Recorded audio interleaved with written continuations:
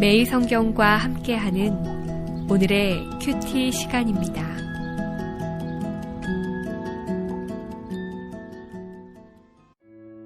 (7월 22일) 오늘의 말씀은 사무엘하 6장 1절에서 11절입니다. 다윗이 이스라엘에서 뽑은 무리 3만 명을 다시 모으고 다윗이 일어나 자기와 함께 있는 모든 사람과 더불어 바알레유다로 가서 거기서 하나님의 궤를 메어오려 하니 그 궤는 그룹들 사이에 좌정하신 만군의 여호와의 이름으로 불리는 것이라. 그들이 하나님의 궤를 새 수레에 싣고 산에 있는 아비나답의 집에서 나오는데 아비나답의 아들 우사와 아효가 그 새 수레를 모니라. 그들이 산에 있는 아비나답의 집에서 하나님의 궤를 싣고 나올 때에 아효는 궤 앞에서 가고 다윗과 이스라엘 온 족속은 잣나무로 만든 여러 가지 악기와 수금과 비파와 소고와 양금과 제금으로 여호와 앞에서 연주하더라. 그들이 나곤의 타작마당에 이르러서는 소들이 뛰므로 우사가 손을 들어 하나님의 궤를 붙들었더니 여호와 하나님이 우사가 잘못함으로 말미암아 진노하사 그를 그곳에서 치시니 그가 거기 하나님의 궤 곁에서 죽으니라. 여호와께서 우사를 치심으로 다윗이 분하여 그곳을 베레스 우사라 부르니 그 이름이 오늘까지 이르니라. 다윗이 그날에 여호와를 두려워하여 이르되 여호와의 궤가 어찌 내게로 오리오 하고 다윗이 여호와의 궤를 옮겨 다윗성 자기에게로 메어가기를 즐겨하지 아니하고 가드 사람 오베데돔의 집으로 메어간지라. 여호와의 궤가 가드 사람 오베데돔의 집에 석 달이 있었는데 여호와께서 오베데돔과 그의 온 집에 복을 주시니라.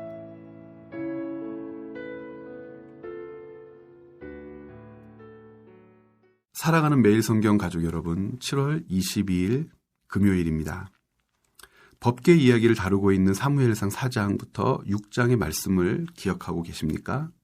블렛에덱에 빼앗긴 법궤가 블레셋의 여러 도시들을 징계하고 기럇 여아림으로 돌아왔다는 내용이었습니다. 오늘 말씀은 그것의 연이어서 기럇 여아림에 머물렀던 법궤를 다윗이 자신의 궁으로 옮기려는 내용을 담고 있습니다. 사무엘하 6장은 두 장면으로 나누어 읽을 수 있습니다. 첫 장면은 법궤를 예루살렘으로 옮겨오고자 했던 다윗의 첫 번째 시도가 실패로 끝났다라고 하는 1절부터 11절까지이고, 두 번째 장면은 다시 한번 시도하여 법궤를 옮기는 데 성공했다라는 것을 가르쳐주는 12절부터 23절 말씀입니다. 첫 번째 시도를 실패하게 만든 장본인 우사의 잘못은 무엇입니까? 소가 뛰면 궤가 당연히 움직입니다. 갑작스러운 돌발 사태가 벌어진 것은 분명하지만 우리가 우사라도 떨어지려는 법궤를 잡았을 것입니다. 하나님의 궤가 땅바닥에 떨어지는 것보다 잡아서 안전하게 보호하는 게 나으니까 그렇습니다. 우사는 오랫동안 하나님의 궤와 함께 했던 사람입니다. 떨어지려고 하는 궤를 잡는 것은 그래서 너무나 당연합니다. 그런데 궤를 보호하고자 했던 당연한 행동 때문에 우사가 죽었습니다. 거룩함에 손을 대었기 때문에 죽었다고 결론을 지어버리면 모든 것이 해결됩니다. 그러나 본문을 그렇게 읽을 수 없습니다. 왜냐하면 이미 법궤는 이방인의 땅과 그들의 손까지를 거쳐 여기까지 왔기 때문입니다. 그래서 겉으로 드러난 사건만을 가지고 본문을 해석할 수 없습니다. 우사가 죽은 후 다윗의 반응에 주목해야 합니다. 8절을 보면 다윗은 우사의 죽음 후에 분을 내었다고 되어 있습니다. 다윗은 하나님이 우사를 죽였다고 믿고 있었고 그것에 대하여 전혀 동의할 수 없다고 하나님께 대항하고 있는 것입니다.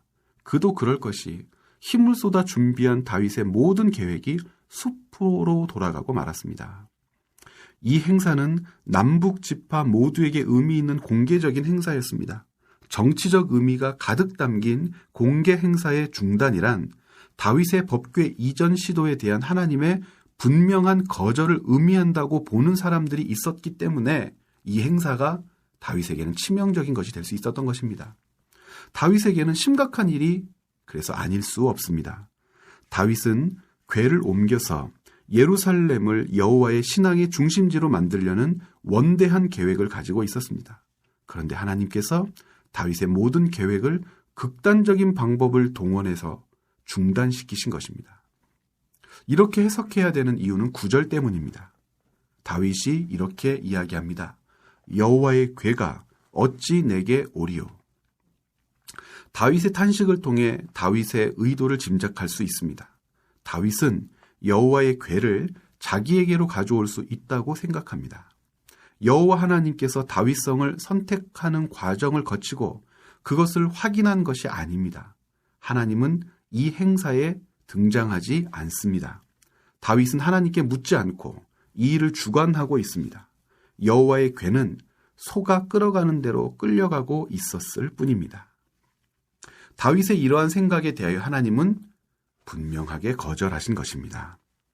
하나님의 궤는 하나님께서 함께 하시는 다윗과 같은 위대한 왕이라 할지라도 묻지 않고 임의대로 옮기거나 자기가 원하는 곳에 자리를 정하여 모실 수 없습니다.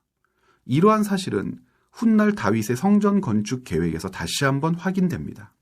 하나님은 인간의 계획을 얼마든지 거절하실 수 있는 분입니다. 뿐만 아니라 묻지 않고 진행된 일을 당장에라도 중지시키실 수 있습니다. 왜냐하면 모든 것의 주체는 인간이 아니라 하나님이시기 때문입니다. 하나님께서는 원하시는 때에 이동할 수 있다는 것이 하나님의 궤가 보여주는 신학적 의미입니다. 그래서 다윗의 계획은 처음부터 잘못됐습니다. 하나님이 움직이신 것이 아니라 자기가 옮겨오려 했던 것입니다. 민수기 22장 21절 이하에 법궤를 이동시킬 때는 동물이 아니라 사람이 짊어매야 한다는 최소한의 이동 규정도 준수하지 않았기 때문에 그런 것들에 대하여 관심도 기울이지 않았던 제사장 우사나 법궤가 하나님의 임재를 상징한다는 것을 알면서도 하나님과의 어떤 교제 없이 이 궤를 옮기려 했던 다윗까지 하나님은 거절하실 수밖에 없었습니다.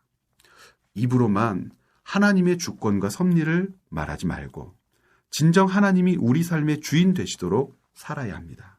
내가 주인으로 행사하는 인생에 하나님은 함께 하시지 않습니다. 우리라도 거절하십니다. 함께 기도하시겠습니다. 살아계신 하나님, 승승장구했던 다윗이 실패를 맛봅니다. 이방 사람들과의 전쟁에서의 실패가 아니라 하나님 앞에서의 실패입니다. 하나님이 다윗을 거절하십니다. 다윗이 왜 하나님께 거절됐는지 우리가 오늘 본문을 읽으면서 깨닫기를 원합니다. 사람이 움직일 수 있는 분이 아니고 사람이 정한 곳에 계시라고 해서 계시는 분이 아님을 우리가 깨닫습니다. 하나님께 속하게 하여 주옵소서. 하나님의 주권을 인정하게 하여 주옵소서. 언제나 하나님이 앞서가시게 하여 주시옵소서. 감사드리며 예수님의 이름으로 기도드렸습니다. 아멘.